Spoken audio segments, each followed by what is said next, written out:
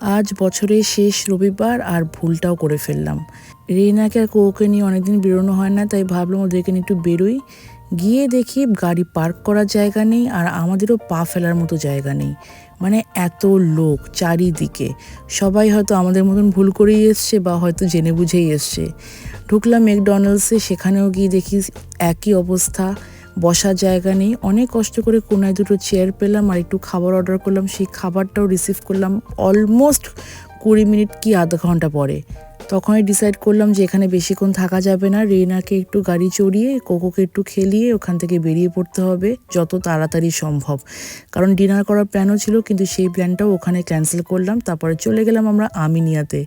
সেখানে লাকিলি নিচে এত ভিড় ছিল যে আমাদেরকে ওপরে বসার জায়গা দিল, আর সেখানে একদম ফাঁকা ছিল।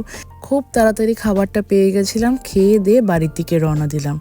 Thank you for watching.